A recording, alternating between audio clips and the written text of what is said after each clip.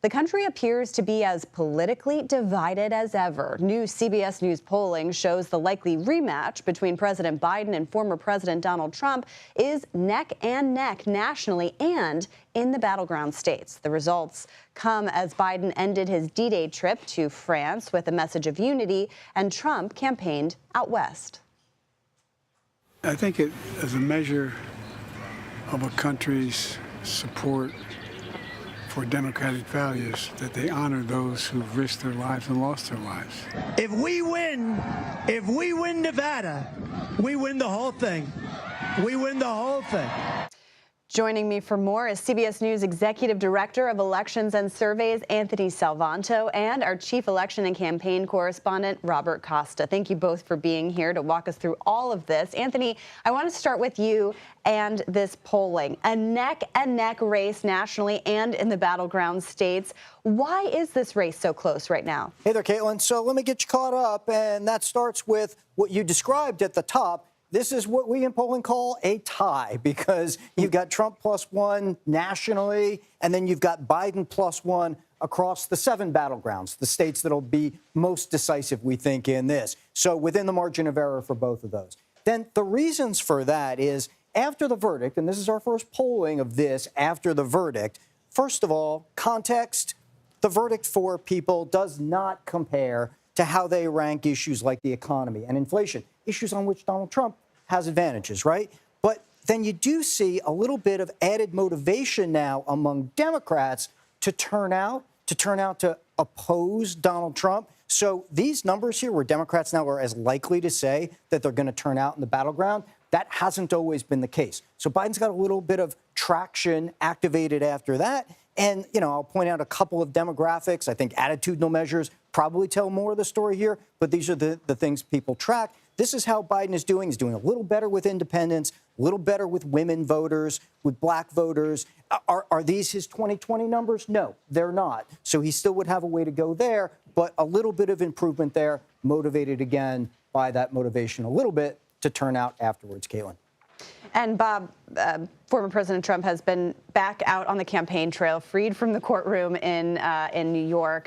But he still today had to meet with, had a probation interview for that criminal case in New York, that hush money case. What exactly was that, and how important is that in terms of sentencing that's supposed to come in July?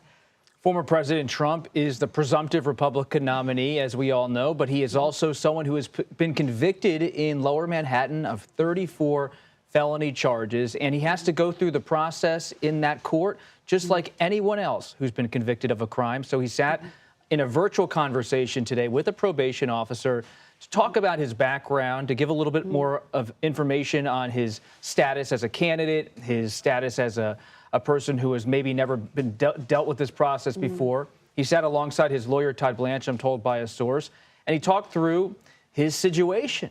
But it's so unprecedented to see someone in his position dealing with this kind of routine criminal defendant activity. But it's very serious for Trump, not just on a legal level, but on a political level, because this sentencing on July 11th will determine whether he's facing probation as a sentence, maybe he's facing house arrest, or even time in prison.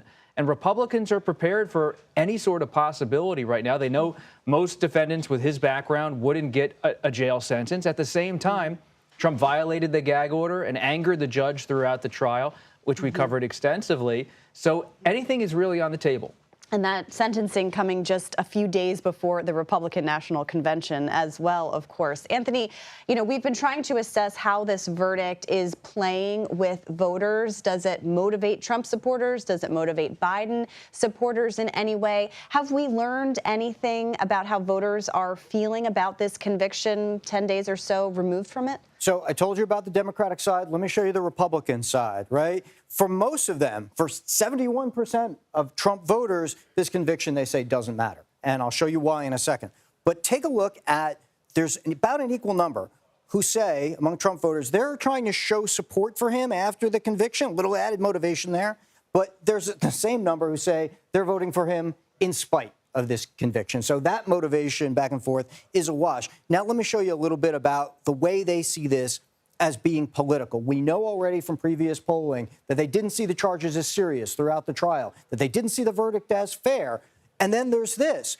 Even when you ask them, why do you think Donald Trump was charged in the first place, right? For independents, for Democrats to say, okay, that was decisions by local prosecutors. But for Republicans, they think that directions came from the Biden administration. So that speaks to the way they see this and the way the president has talked about this, the former president has talked about this as politically motivated. They have bought that argument. I will add this very quickly, Caitlin. Going forward, when we say to people, okay, should Donald Trump, do you want him to prosecute and investigate political opponents, maybe to get back at what they feel is political now, right, if he gets elected? And look at the difference here, where MAGA Republicans are much more likely to say they want him to do that than non-MAGA. And that speaks a little bit to these divisions within the Republican Party about what they would be after in a second potential Trump administration, Caitlin.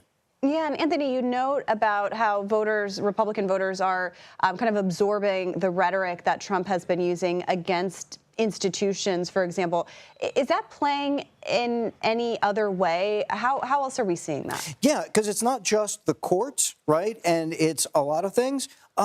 We did this. It's a very broad-based question, but how do you think the political system is working? Some folks, not a lot, think it works pretty well. Most folks say it needs fundamental changes. In both of those cases, they're voting or leaning towards Joe Biden. But the ones who say the system needs complete rebuilding, they're very heavily for Donald Trump. So you pick up a little bit of that attitude towards everything is broken, everything needs major, major changes, and maybe they see former President Trump there as maybe a vehicle towards some of that. And that speaks to that loss of confidence in institutions, perhaps, that you described, Caitlin. Yeah, and Bob, speaking of that, I mean, Donald Trump now is, again, out on the campaign trail, speaking a lot about this, but also on other issues. Let's take a listen to what he had to say about workers during a rally in Las Vegas yesterday. So this is the first time I've said this, and for those hotel workers and people that get tips, you're going to be very happy, because when I get to office, we are going to not charge taxes on tips, people making tips. All right, so a lot of questions actually about how that would be done at a federal level, of course. But it's interesting that he was campaigning in Nevada, a place where union workers are, play an outsized role. The economy is still, reeling in Nevada. I'm curious kind of how you see him playing there, what you make of this kind of pitch. So often in campaigns, we talk about the groups that represent swing voters. Who are the real targets for each of these campaigns? I always think about in 1996, it was about mothers in the suburbs, and that was a key part of that 1996 campaign, Bob Dole versus Bill Clinton. When I talk to the Biden campaign and the Trump campaign, it is so evident to me, based on my reporting, that workers, especially those who are members of a labor union, they're the swing vote. And you see, when I spoke to President Biden in Detroit for CBS Sunday Morning a few weeks ago, it was so clear Biden was going to go to Detroit to be with Sean Fain and the UAW because he knows those voters might believe that Trump's pitch on immigration and the economy is very worthwhile for them, and they might be tempted to move toward the right. And so that's why you see President Biden keep going back to Michigan, back to Pennsylvania. Every time he goes to Pennsylvania, where does he go? He meets with union workers in Philadelphia. And for former President Trump, he knows that he has an appeal to some workers, even if they have traditional Democratic ties. And he believes that that support for Biden might be soft. So he keeps going to places like Nevada, which may be a bit more tempted towards the Trump side because of the issue of immigration, and he's making his pitch. Yeah, Nevada also, of course, huge for hospitality and an industry that is still, recovering from COVID. Fascinating arguments to watch play out in those key battlegrounds. Bob and Anthony, thank you so much for the campaign reporting and the context. We appreciate it.